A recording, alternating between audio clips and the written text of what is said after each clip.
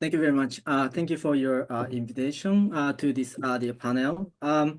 So the panel's topic is the Southeast Asia in the Pacific, and I think there are many things that can be said from this kind of broader topic.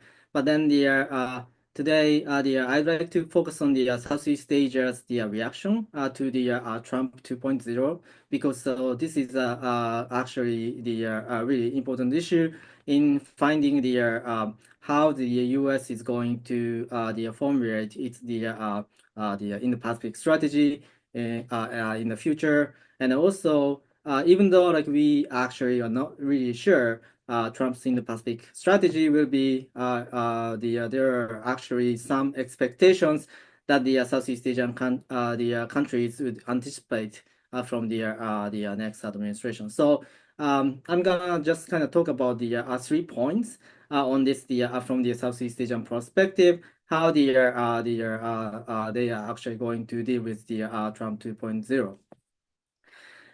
So there are many analyses on the Trump 2.0 in the Southeast Asia, but then the one thing that we could actually talk about is there's gonna be the less commitment from the United States to the multilateralism, like in the Pacific.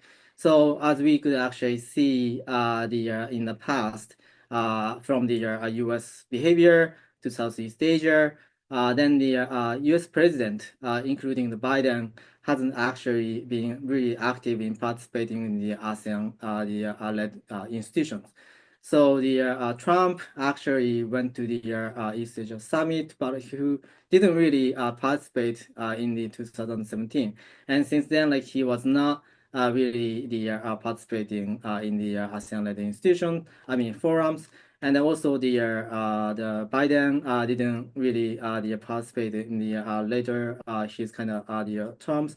So I guess the United States was actually going to is going to be less committed to the multilateralism. And then this is a kind of like expectations that the Southeast Asian countries have right now. And then some the analysts or some the opinion leaders, such as the Tomiko, the former U.S. The Singaporean ambassador to the United Nations. He actually said like we should actually lower the expectation to the ASEAN. So that's a kind of one important point that the Southeast Asian countries expect for the U.S. Strategy in the Southeast Asia or beyond in the Indo-Pacific. And second thing is the United States will become more mercantilistic in terms of the economic policy, and then which would actually change the regional strategic dynamics. And specifically, we could actually talk a lot about it, but then probably we will see the end of the IPEF in the Pacific Economic Framework, which was created by Biden. But then I don't think the Trump is really enthusiastic about the this framework. And then he actually also mentioned about the increasing the tariff on China by 60% and the others from the 10 to the 20%. That were probably like the bargaining tips that the Trump is going to use to negotiate with the each of the Indo-Pacific countries. But then this is going to be the some kind of the reference point that we can actually use in order to understand the U.S. economic policy in the Pacific. And also there's going to be a deeper decoupling from China on the basis of the technology field. And then another thing is the Trump is not really interested in the assistance for facilitating the green economy. So these are the things that we probably could see in the future. And then Southeast Asia is going to actually see if the U.S. demands, economic demands to the those countries can be manageable. But then at the same time, I think most of them are trying to actually diversify the risks of the U.S. The commitment or the U.S. economic policy towards in the Pacific, and then try to diversify its risk by engaging with the non-Western or like non-U.S. states such as the China and also the BRICS. So this is one second thing, and then third thing is the Southeast Asian states will face kind of diverging the level of economic pressures from the United States.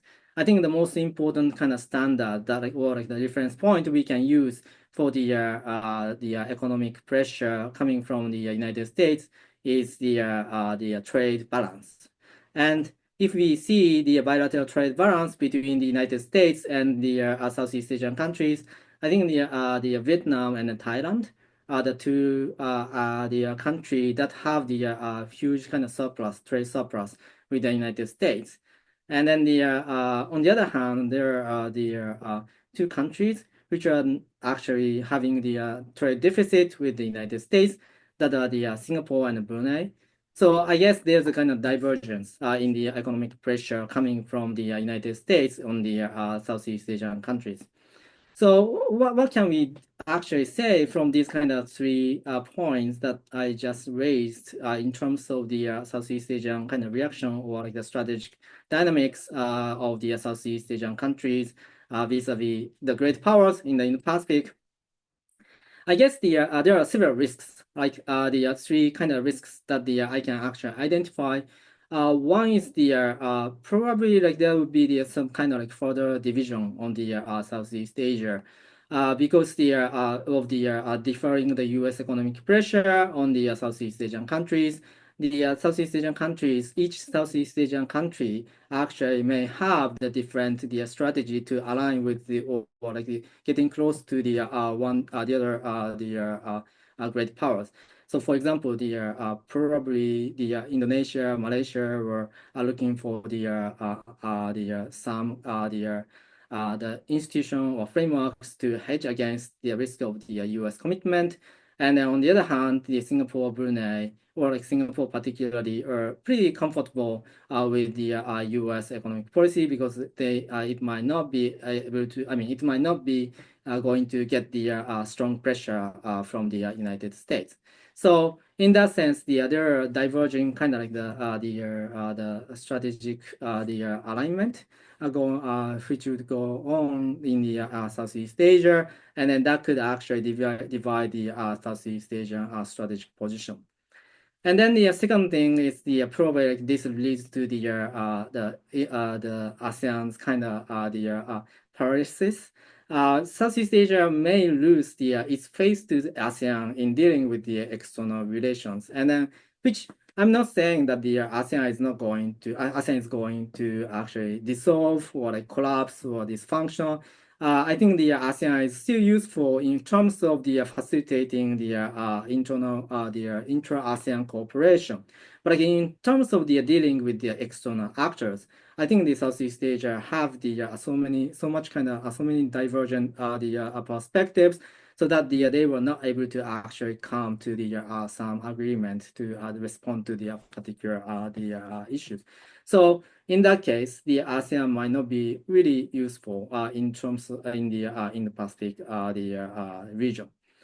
And then third thing is this is more kind of like the what if the question, but again, Southeast Asia kind of analysis which on the U.S. policy towards in the Pacific and Southeast Asia.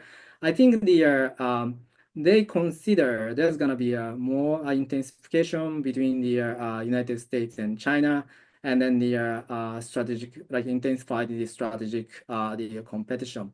And I think like this is most likely to be true. But at the same time, if we could actually see the U.S. policy towards China or the U.S. Trump's kind of appointment of the senior the secretaries and also the senior officers in the department, and also some of the team's members, then there are several the people who are actually more kind of aligned or like closer to the China, such as Elon Musk. So we were not really sure like what kind of the relationship that could be built between the United States and China in the future. It's not completely the U.S. against the China. Maybe like there might be some kind of like the softer approach that the United States would take, and I think like that sense the Southeast Asia, I'm not really sure to what extent the Southeast Asia is prepared in that this situation, because there's no kind of like discussion on that. So I guess those are the three kind of risks that we may face in the future, and then this would actually determine another strategic dynamics of the Indo-Pacific in the coming years. So I'll stop here. Thank you so much.